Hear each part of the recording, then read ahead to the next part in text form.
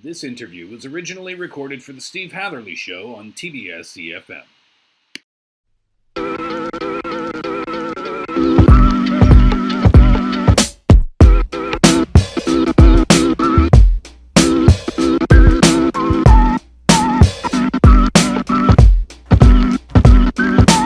Canberra and indie pop artist, aka Adam Hyde, better known as one half of electro music group Peking Duk, is now also known as Keli Holiday, and he's having quite the busy year, starting with his debut single "We Don't Have to Know" all the way up to his most recent release that's called December, that came out just a month ago or so in October. And this week on Music Speaks, Adam Hyde joins me, aka Keli Holiday. Thanks, brother. Welcome, and great to have you on the show.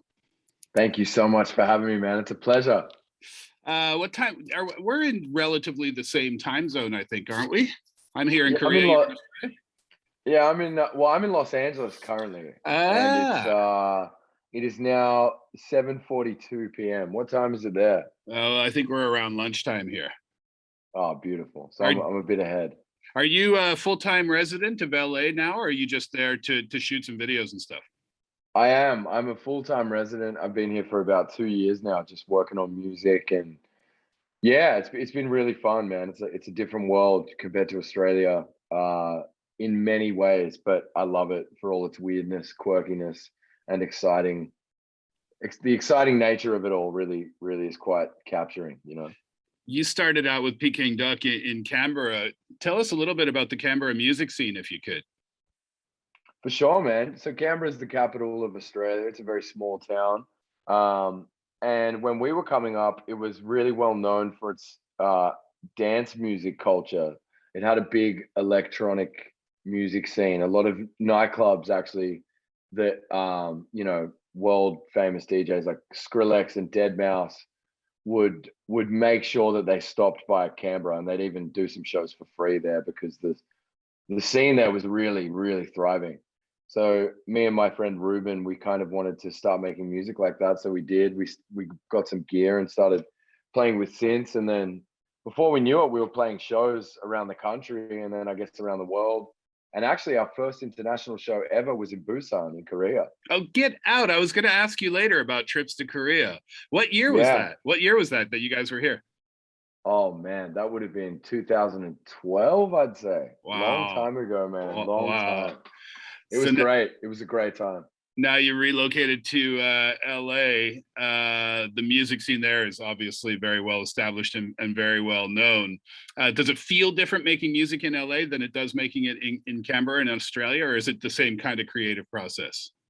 I guess it's the same creative process, but it does feel a little different. Whether that be better or worse, I'm not too sure, because I feel like in Canberra when we were making music, it almost felt naughty because no one else was doing it. It felt like we were doing something cheeky. But here I feel like everyone's doing it. So there's a very blasé, casual nature to it, which I think it can be a great thing, it can be a bad thing. But I mean, the weather out here is always blue skies and sunshine. So I mean, I'm not complaining about that for sure. Yeah, it's true. It's like Groundhog Day when you live in California, right? It's always the same thing. It is totally.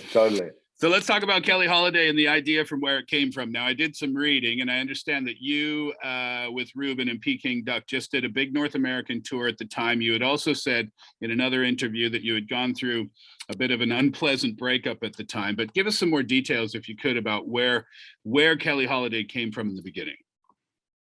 For sure, yeah. Essentially, we were doing a tour around the States that was back-to-back shows for a very long time. It was like a 3-month run.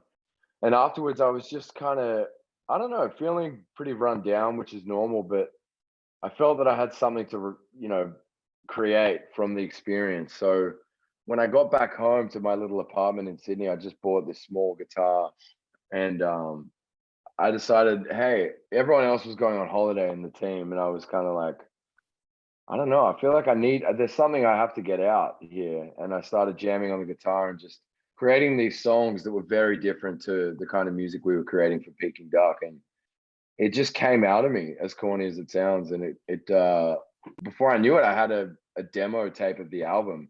And then, I gave it to a friend, and he gave it to a friend, and he said, hey, you should do this. And then I decided, you know what? Why don't I do it? and now I'm doing it, and the response has been incredible. And I've just had so much fun creating the music, and now being able to bring the live show around the world.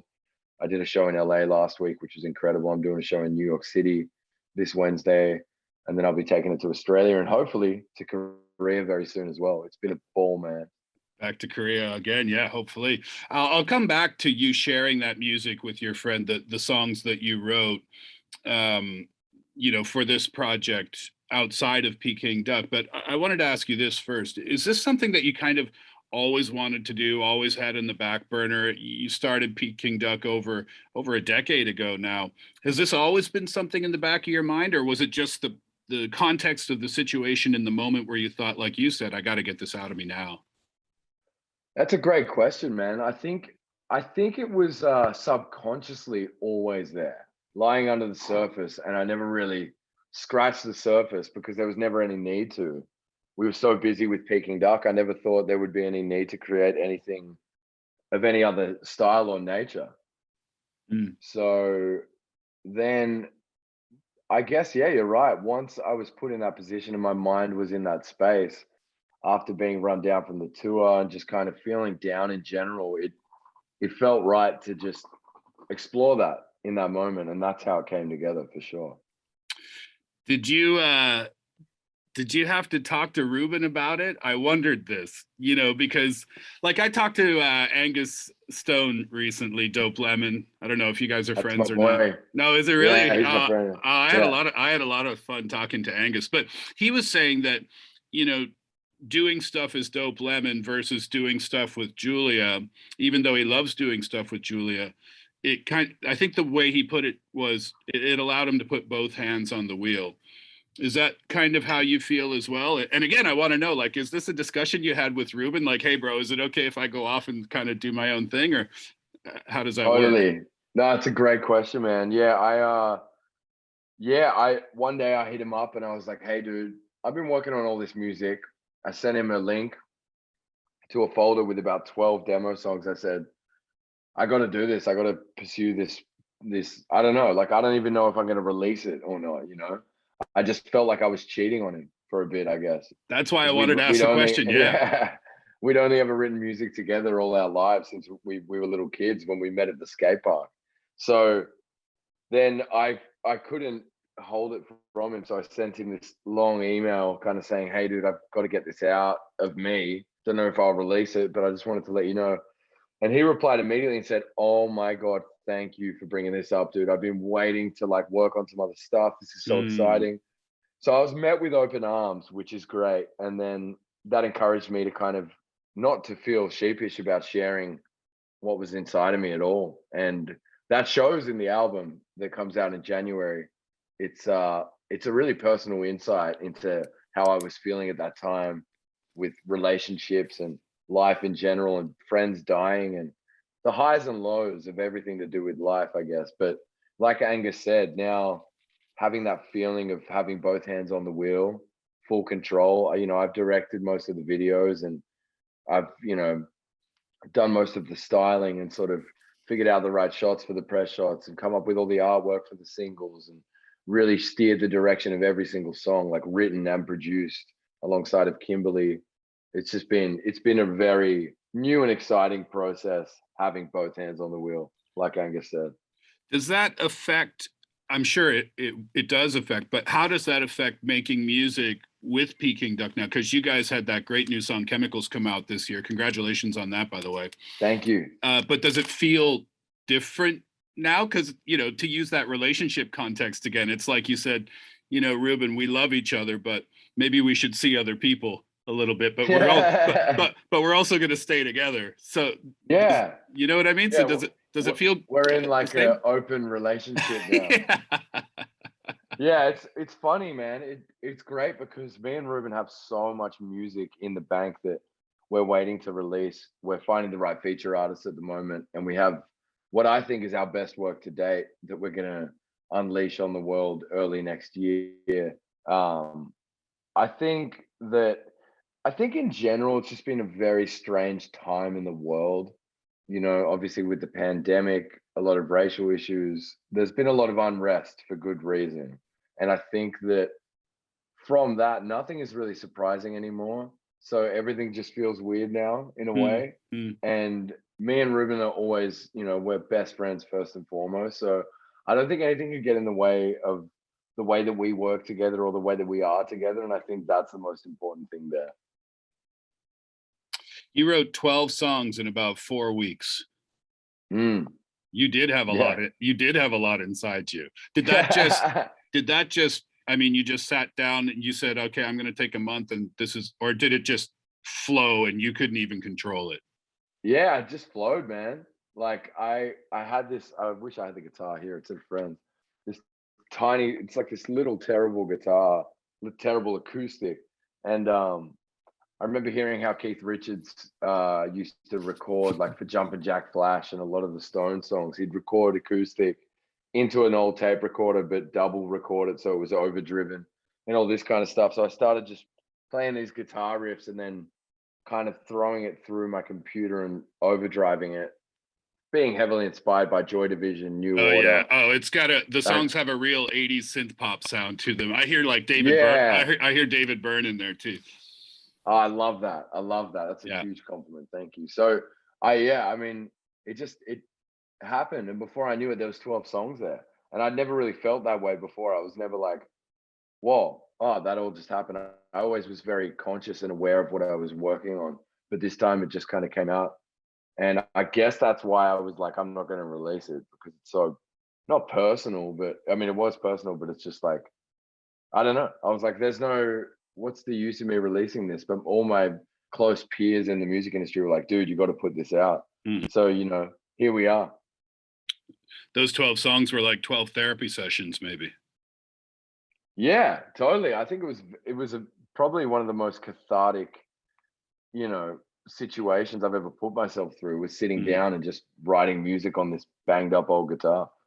Well, that's okay. So let's go back to that question that I wanted to ask you before. When you made these and then you brought them to your friends who work in the music industry, I read somewhere that you said that you were really shy about it, and I think I read that you said you were almost embarrassed about it. But I wanted to ask you why you felt like that, because you had a really successful career already with Peking Duk. So what would make you feel like that level of apprehension about sharing that with other people? Is it because this was your innermost kind of deepest feelings at the time?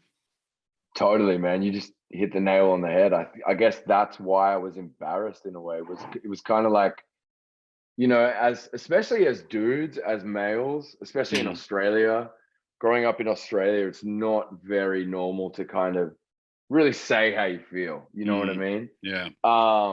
So I guess it was a lot of that coming through, but it was more so me just being embarrassed because, like you said, for the first time, I was really showing what was inside of me, I guess, what was going through my head. And it was full blown raw expression, and I think that within itself, because with Peking Duck, I'd be producing. So I could polish everything up, I could get everything tight, make every kick hit. This was really raw, just straight from the brain to the to the track. And it was, I think that's what made it like, oh, whoa, this is really exposing myself here. But then once I let go and detach, I've never felt more free. So is that the advice you would give to other artists who might be feeling the same way you felt about having that apprehension? You would just tell them, your advice would be just go for it and see what happens afterwards emotionally. Totally. I mean, I would say that to every human being on planet Earth in general is that Mm. it's, I was saying this earlier today, the truth shall set you free. And that's such a cliche saying, but it's so true because if you are exposing your truth and you're being true to yourself and you share that, then in no way are you in your own prison. You're free of it. You're Mm. then you are liberated and you're as free as you can be. It's a terrifying thing to do, but once you do it, who's going to stop you? You're already off the cliff. You're already flying like an eagle. It's like nothing can stop you once you do that. And then from that, you learn a lot about yourself and you learn a lot about how other people are as well. And I think it's a very important thing that I think a lot of people don't really explore in their lives. And I understand why. I think it's hard to find a silver lining during anything that's gone on over the last, almost 2 full years now of this pandemic. But the different artists that I talk to, and the different people around me that I talk to, I think if there is a silver lining, is that it's caused so much introspection, and now people are really starting to get in touch with who they are as a man or as a woman or just as a human being. Do you agree with that? Dude, that's so perfectly put. That really is the silver lining. For Mm, the first time, we're all really forced to kind of look within, as mm. opposed to always looking Yeah, out. Or, exactly. I mean, we are still all always looking at our phone and that, but for the first time, we were forced to, hey, slow down. What's going on inside? And Mm, that's a terrifying thing, and that's why, understandably, a lot of people have freaked out. yeah. But with that, you learn, and through hard times, you know, that's how great things are born. It's kind of productive. You need a bit of pain to grow, I think. I'm glad you mentioned that, because one of the questions I wanted to ask you is, do you think art can, and this is off topic, and we'll get to the music in just a sec, but No, it's cool, man. do you think art can be created without pain or suffering, art being music or film or whatever the case may be? It's funny. I was having this conversation with my friend the other day. I mean, look, to be honest with you, in my experience, all of the best stuff I've ever written personally has come from being in a strange place, Mm, and that's been caused by pain. Also, a lot of the artists that I am heavily inspired by, and the artists whose work I love, whether that be, a visual artist, a musician, a sculptor, whatever, whoever it might be, even just human beings who I love talking to because they seem to have such a deep insight. It's because they've kind of been through hell. You know mm, what I mean? hmm. And once you walk through hell, you have more stories to tell than if you don't. And I Yeah, think right. that is life in itself, is storytelling to a degree, whether you are an artist or whether you're just a normal person. If you have a story to tell, it's going to be more interesting if you've been through hell, I Mm, think. mm. Yeah, very But true. in saying that, I don't think it's necessary to have to go through pain in order to create great art. And I'm sure there is a lot of incredible art out there that has been created without any suffering involved, which is a beautiful image to think of. Let's talk about the music. January, we got We Don't Have to Know. April was Where You Feel. August, Song Goes On. And then October brought us December, ironically. Yeah. Where do you want to start? Because I want to know about all of them. Do you want to go in chronological order? Okay, we'll do that. Tell us about We Don't Have to Know. For sure. So We Don't Have to Know, I thought, was the perfect track to introduce the project to the world. It's a sunny Californian kick on song. It's something you can put on at the beginning of the party or at the very end of the party at 6 a.m. Hmm. And you can hear it in the track. We literally were partying the whole session. There's ad libs on it, like as if it was a rap song. And I love that. I thought it was the right introduction to Keli Holiday, because then from there, the story begins, which is the album that's coming out in January. And that's it. Like I said, it's the lows and the highs of life. It's the sunshine and the rain. It's everything. And I thought starting with the sunshine felt right. And so I followed it up with Where You Feel. And you can check out the video online. It's me dancing down the boardwalk in Venice. Love it. Venice Beach. I recognized it right away. Yeah. Yeah. I love the people in the background too, who are, because as I was watching it, I was like, are these people hired to be in the music video? And then I was like, no, these are not people hired to be in the music video. Nah, So because some people it's were behind definitely you not. like, hey, what's up? Yeah, it was great. It's a funny place, Venice Beach. But yeah, did that, and that really received a lot of love, which blew me away. And then I thought, okay, now it's time to show some of the other side of Keli Holiday. So I released Song Goes On, which is a song I wrote a long time ago in New York City, actually, Wow. prior to all the Keli Holiday stuff. But when I revisited it, I went, oh, this is perfect. This fits perfectly in tune with the whole story. And so put that out. And then December, of course, which is an obvious ode to New Order, Joy Division. It's glittery, it's glamour like, but the actual subject matter of it is hilariously grim and dark, which I love. If I'm honest, it's my favorite of your releases so far. And the Thank you. music video is absolutely hilarious. But you're Thank right, you, though. man. It's not, I mean, I don't know if it's meant to be hilarious or not, but because the subject matter is about a guy who, was planning this trip with his girlfriend. Correct me if I'm wrong about anything here. No, man, I'm loving the insight that you have. I love it. So he goes on vacation by himself when the relationship didn't work out, and it's all the things that he would have been doing with his girlfriend. So it's all these kind of cheesy moments for this kind of buff, long-haired, mustache-wearing dude, and here he is lying on a log in the forest. It's the juxtapose is rich. Yeah, it's very bizarre. It's very bizarre, and that is Keli Holiday as the character. He's a bizarre man that's just trying to figure out life, as we all are. Yeah, I'm guessing Keli Holiday lives in like 1984 or 5 or something like that. Yeah, around then for sure. So you said the new album is coming out in January. Give us the title. The title is Keli in all caps, and I can't wait. I can't wait to share it with the world. It's something I'm super proud of, and I've been waiting to put it out now for a long time. So very soon it shall be everyone's to keep. Are we getting more singles before the album release, or are we waiting? Yep. We are. Yeah, you're getting a single on December the 3rd called "Off My Mind." Give us a hilarious video to match. Hilarious. Give us a little tease. It's essentially, have you seen The Wedding Singer? Yeah, of course. Yeah, classic. So it's Keli Holiday as a wedding singer.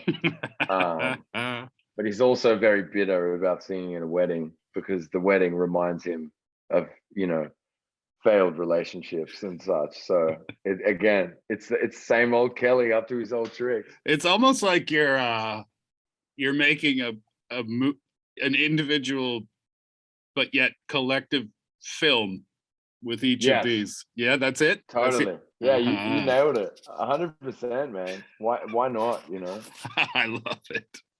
I love it.